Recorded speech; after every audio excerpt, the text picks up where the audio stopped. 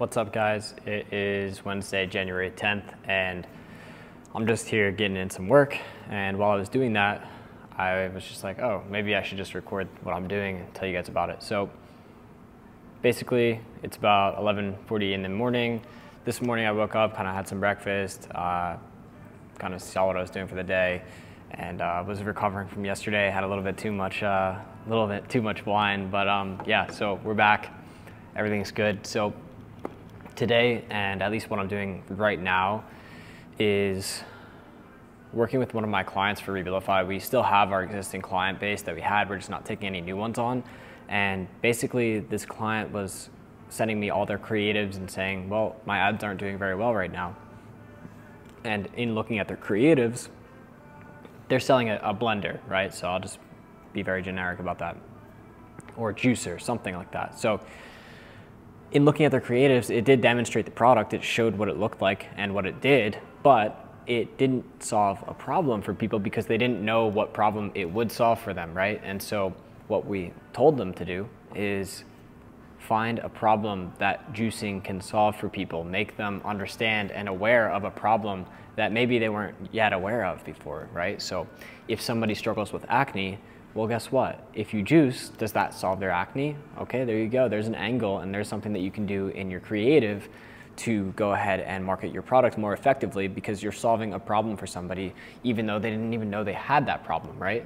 Or that this was a solution for that problem. So by simply putting a video up, let's just say, you know, this mic, right? Putting a video up, oh yeah, New Year sale of the DJI mic. What problem does this mic solve for you, right? So you don't know, you just kind of look at it, it's another microphone, right? But if they advertise and they're talking about, hey, this mic is more clear, more crisp, and it solves all your audio problems that you've ever had, well, guess what? Then more people are gonna be more interested in this mic as opposed to the next mic that they see on Facebook, because there's tons of products out there and tons of people advertising the products with just simple images of it, but they don't talk about the benefits enough in the creative or talk about your problem that you experience enough in the creative for you to want to go buy it. So for us, that's what we wanted to get across to our clients, and that's something we're doing for ourselves too, is always in our creatives, we're demonstrating that this product is a solution to the problem, right? So talk about their problem, make one up if you don't know what problem your product might solve, but make one up and do some research and then make people aware of the fact that they might not know that they had the problem in the first place and that this solves it. So that's how we were basically telling this client to approach marketing. So they were getting way too high, cost per add to cart and all this stuff. So we're hoping that that fixes their issue and we can move forward with them and make them more profitable, right? So that's always our goal. Anyway, after that, we woke up this morning to a couple more chargebacks, and I am currently digging through all these chargebacks. So in just digging through this first one, right? This customer ordered a product from us. I want to say it was, let me just pull this up actually really quickly. So they ordered from us on 12/15. So this was like December 15th, right? On December 16th, they emailed us saying, hey, I didn't want this product, whatever. And we have an alert that refunds the order, right? So if it is suspected that it's going to become a chargeback, well, we refund it so it doesn't become a chargeback, right? At least that's the goal. So we refunded them on the 16th. And then on the 10th, which is today, they also charged back. So they got their refund and then they contacted their bank saying, hey, I never made this purchase, and they charged back as well. So we kind of got double hit there, and that's called friendly fraud, right? So when that happens, which is very common in e-com, friendly fraud means that somebody, A, got their order. This guy literally got his order delivered to him on December 19th. He ordered on the 16th. It was 3-day shipping, right? He got his order, got a refund, and charged back. So he got 2 refunds and his order. And the way that we're going about fixing this is by inside of our processor portal, right? So like every payment processor gives you a portal. If you're in Stripe, you can submit dispute evidence in Stripe. If you're in Shopify, you can do it too.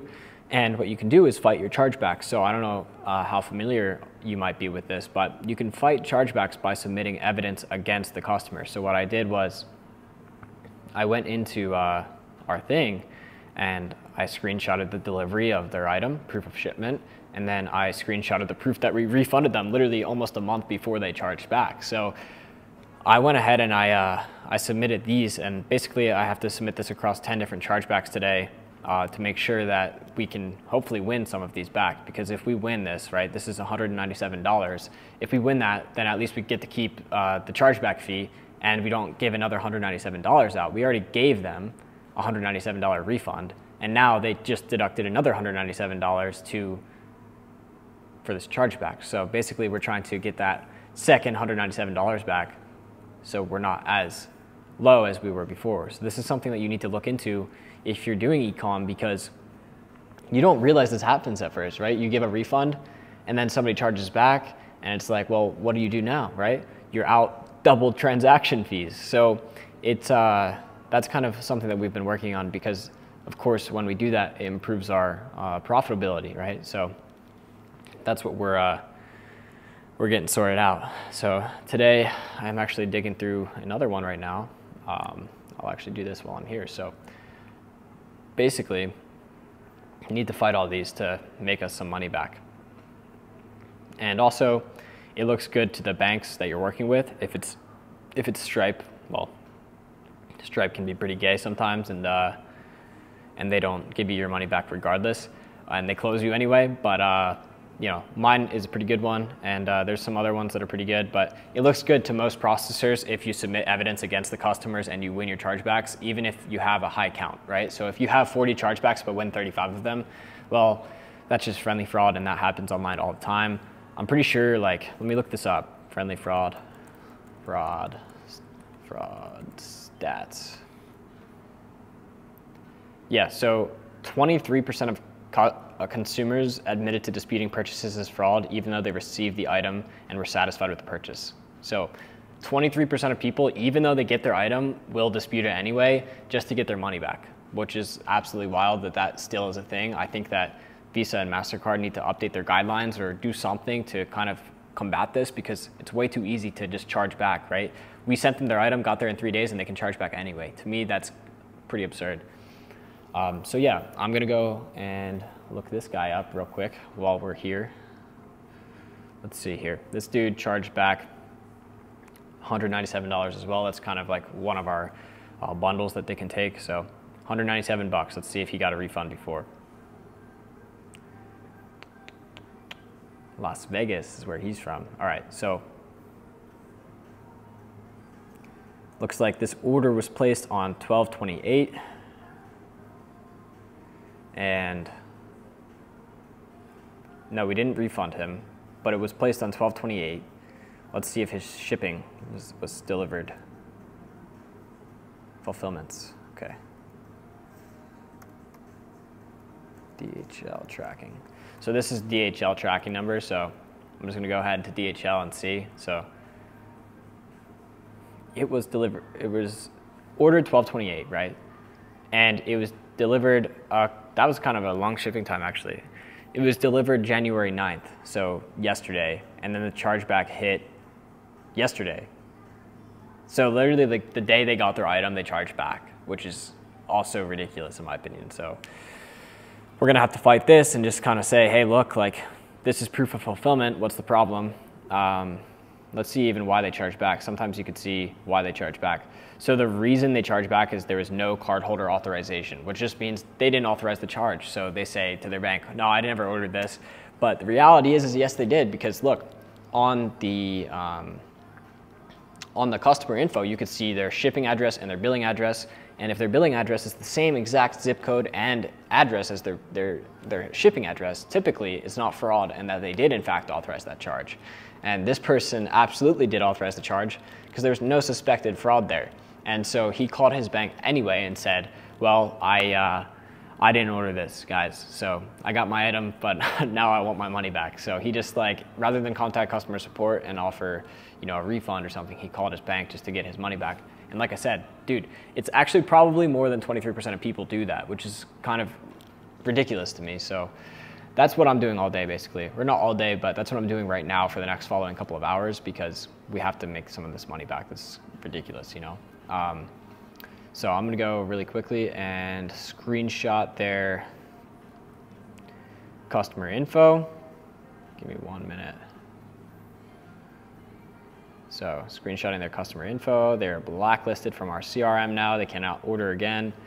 That's a cool feature about Connective CRM, is that you can blacklist customers that order. And also they have like a global blacklist. So I'm a merchant on Connective. There's probably hundreds of other merchants on Connective. So if DJI, this mic brand, was on Connective and I charged back from DJI, as a person on Connective, you have an option to use their global blacklist. So then if somebody checked that box, basically it would mean that I can never place an order for any brands on Connective. So it's an option that the brands have, but basically it's to prevent friendly fraud, you know, because if that's a thing that happens often, well, you know, having a global blacklist definitely will help with that. So yeah, I'm gonna go and finish up submitting this evidence. Like I said, there's about 10 of these that I'm gonna do it for today. And what else do I have going on? Today, I have to go work out. I'm actually gonna go to boxing with Hunter around 5. And yeah, so I'm gonna go to boxing around 5. I'm gonna work out and submit chargebacks. I was a little late with my video from yesterday because after dinner I was just like not able to edit very good. So I, well, I mean not edit, but I just wasn't able to upload. It was kind of late, and I was obviously having a nice time. So I did not post yesterday, but I posted this morning. So probably today I'll either post twice in the same day, or I'm gonna post this tomorrow morning. So I'm not too sure exactly yet. But yeah, I'm gonna edit this stuff up today and submit these chargebacks, make this video, make some money. That's always the goal with the business. So we're doing good. Oh yeah, revenue today. Didn't give you guys that update. Let's see. All right, so another big day, I guess. You know, we're doing pretty consistent revenue now. About 4,800 in revenue today. Let me screenshot it. I'll screenshot it right now. And then I'll put it right there. So we're at 4,800 in rev today, and it should be consistent throughout the month. Like we're already at like 86,000 for the month or something like that, or 87, which is wild because we're only 10 days in. So we're killing it this month, but we have to kind of preserve our cap because like we only have 150K in cap. So can't do too much revenue this month, but next month after we get our increase, that's gonna be wild. We're gonna be doing like 20, 30K a day, like consistent. So it's gonna be insane. Like I'm literally building this company in public for you guys, and you can see everything that we're doing, all the problems that we're struggling with. And after I do a brand reveal, it eventually like kind of all click to you guys. If you go back and watch the videos, it's like, oh yeah, I saw him do that, but you didn't know exactly what I was working on. So now I'm literally building everything, showing you all the problems that I'm experiencing, all the revenue that we're doing. We're literally running all traffic, you know, well, not all of it, but we have some internal traffic, but primarily we're using affiliate traffic to drive our sales. Affiliates are a great way to do that. If you're looking to start your own affiliate offer, it's difficult because there's tons of different networks you can use, and it's hard because if you want to go through a network, then basically they already run a bunch of different offers that are working for them, right? So the affiliates are putting their money and their time into offers that are already working. So let's just say you come up with an offer and it's about, I don't know, it makes your nails grow. Let's just say that, right? So you have an offer that makes your nails grow, and you want to go test that with affiliates. Well, in order to get traffic from affiliates, this is pretty interesting. So we have what's called an EPC, which is earnings per click, right? So it's just basically how much you pay them out. So their payout, which is in our case $160, times the amount of clicks, or divided by the amount of clicks they have, equals their EPC. So if they give us 100 clicks and they made one sale, well, that EPC is $1.60, I believe. So $1.60, which is pretty low, right? We want to keep it high. So in order to test a new offer, because they don't know what stats you're going to get, you have to kind of do a ballpark range, just average it across like what you would presume would work, and what would work within you guys. So you would have to make financial projections for yourselves to see what would make the most sense, what would keep you profitable, what would make you unprofitable, based on X, Y, and Z, right? But that's how you would come up with your CPA. And then what you'd do is you'd have to give them what's called a GEPC. So that's guaranteed earnings per click, right? So if I'm an affiliate and you told me, Connor, I want you to test my nail growth offer, I want 1,000 clicks to test. well, you'd have to give me a GEPC. So a GEPC would be like, I'll guarantee you $5 earnings per click, meaning that if I sent you 1,000 clicks, you have to pay me $5,000 regardless of if I generate you any sales. So that's the only way that you can really get an affiliate to test. And if your offer's hot, then great, then you can go ahead and adjust and adjust and adjust from there. But if, let's just say I do really well, 1,000 clicks, and I generate a ton of sales, but my EPC ends up being like $15, well then you have to pay me the difference as well. So you have to pay me $10 more per click for all those 1,000 clicks. So in turn, you'll have to pay me like 15 grand. But this is basically how you can see if your offer is going to perform or not. And if it does perform, well, then good for you. Then you can start to run it through other networks and run through that network and start to scale it. But yeah, it's a bit different than just popping up a product on Facebook ads. That's how you would go ahead and start your own offer with an affiliate, is give them a GEPC, ask them for this amount of clicks to test, and if they test it, well, good for you. But be careful, because you have to have good relationships with your affiliate. If you don't, well, if you told me, let's just say you didn't know me and I was an affiliate, and you told me I need 1,000 clicks to test, I'm gonna get a guaranteed $5,000 payout. Well, I could just send you 1,000 shitty clicks from India and make a ton of profit on that. So be very careful about it. Make sure that your affiliates are good people, that you have good relationships with them. And that's basically gonna be how you can pop up your own affiliate network. So, or not network, but offer. And yeah, I mean, you could also use ClickBank, and there's some other ones as well, but that's basically how you would do it. So to test a new offer, GEPC, go from there, adjust, figure out what works for you, and then keep going. But it's not gonna happen off the bat. You kind of have to test a bunch of different iterations, see what works the most. And yeah, so anyway, I'm gonna go ahead, finish uploading these chargeback things. After I'm done, I'll probably go do like a super light workout or something. The gym's like straight across from here. So like you go out there, and like in that building right across the way, there's a gym there. So I'm gonna go get a light workout in. I have boxing at 5:15, and I might actually go play some airsoft at like 3. So it should be a solid day. Anyway, I'll talk to you guys really soon. And yeah. So I just finished up actually submitting all this chargeback evidence. It was probably like an hour and 15 worth of work. And so we're just here, just getting that work in. But yeah, so it's about, I don't know, like 1 o'clock. No, let me see what time it is. Hold on, one sec. Okay, yeah, literally about 1 o'clock. So I'm actually gonna go, let me show you something. So I'm gonna go and get a little bit of a workout in. So it's not gonna be anything like too crazy right now, because I am going to boxing later. But I do wanna get some like lift in, or some body weight or something like that. My outfit today is absolutely crazy. I got just like sweatpants and like blue shoes on.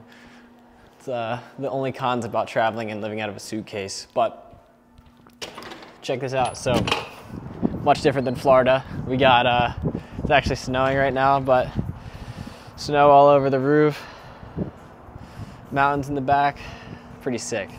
But all right guys, I'm gonna go work out. After I'm done working out, probably gonna shower, check some more stuff for work. I gotta upload some TikTok videos today for CBD as well. So that's basically what the day's looking like for everything, is fighting chargebacks, uploading content, and probably producing a couple more scripts as well. We're still not 100% done with the Spanish angle yet, but we're getting there. So I'll talk to you guys in just a couple minutes. Well, probably like an hour. So talk to you soon.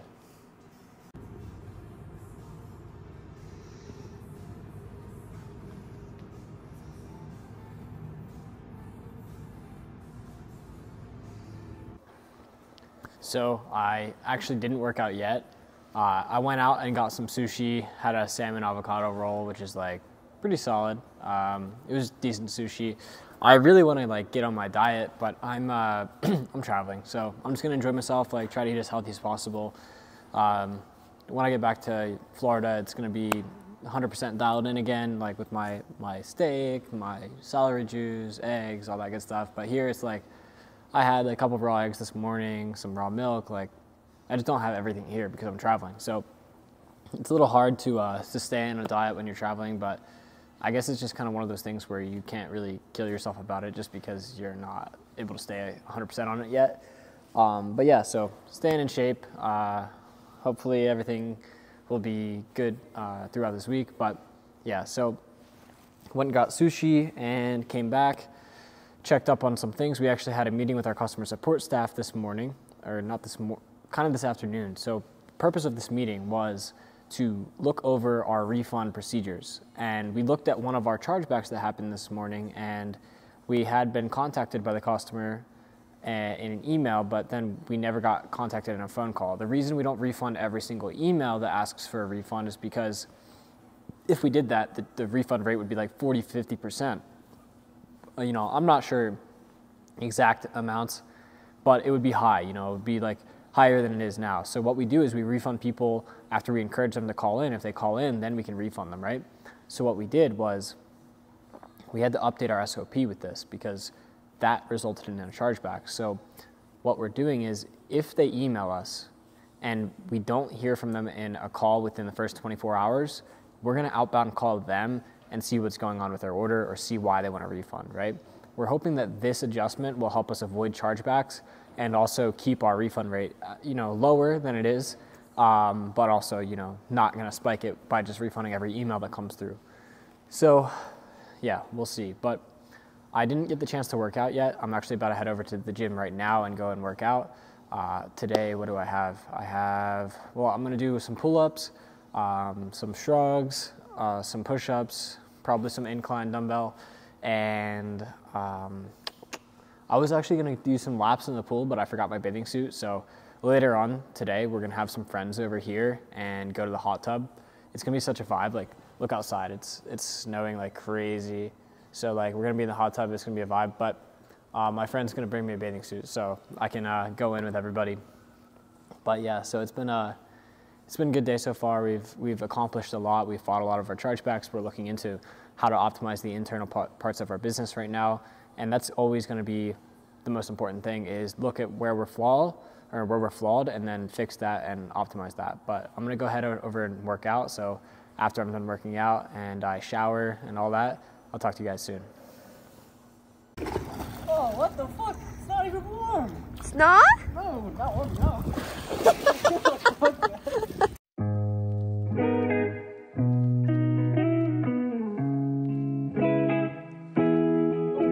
Baby, what you got made me fall in love.